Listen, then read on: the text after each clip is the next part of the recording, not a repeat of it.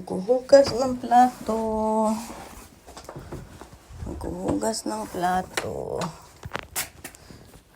Liligpit. Ayan, makalat ang kwarto. Ang aking stock room. Ay, hindi pala stock room to. Ang tawag dito. Dressing room. Ayan, dahil puno na yung sapatos ko doon sa kabila. Doon sa, ito pinasok ko na lang siya. At ayan. Ang kalat. Ang kalat. Ang kalat ng aking bahay.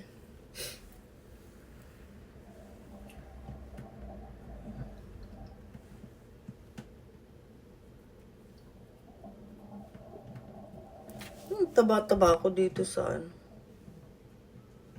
Tumaba-taba talaga ako. Ganito ba talaga ako kataba?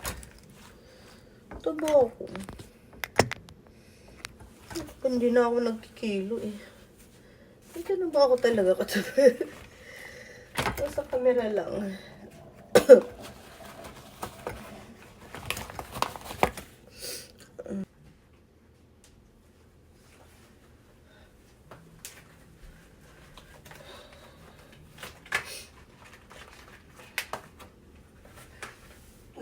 Magkagantis ako kasi pag nag-uugas kasi ang lamig eh. Hindi ako gumagamit ng heater kasi sayang yung bayad ng gas.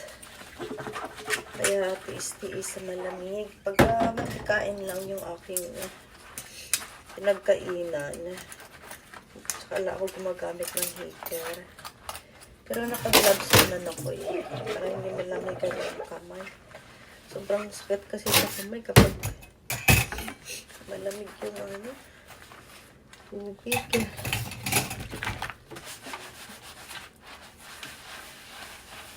Hirap talaga pag mag-isa lang. Mag-isa lang dito sa Japan. Ang dami mong binabayaran bills. Wala mag-isa. Bayad pa ng tax, wala talagang matitira sa sahod. Walang matitira sa sahod mo kung hindi ka magtipid-tipid. Pero mas ranggot lang talaga. Hirap talaga mag-isa.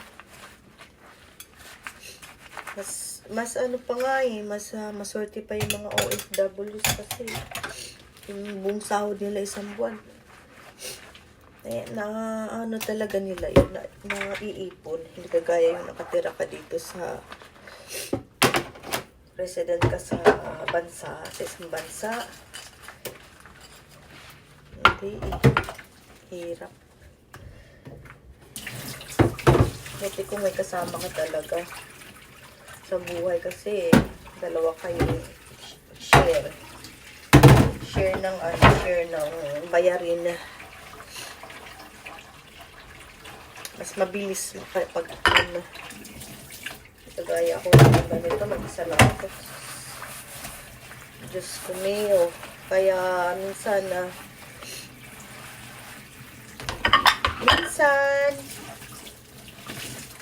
kaya ito tipid pag sa kuryente, gas, tipid. Sa pagkain, hindi ako tipid sa pagkain. Hindi ko pinagtipid sarili sa pagkain kasi dahil lang tayo kumukuha ng lakas eh. Sa pagkain talaga, yung lamon talaga. Kayong kain talaga. Lamon talaga. Dati hindi ako nakain ng rice gaano eh. Sa isang buwan dito, mga isang beses na dalaw.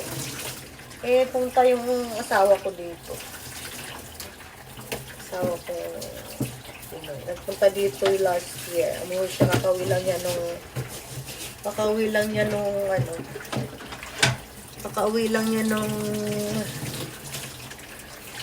ang tawag dito nung February. Kaya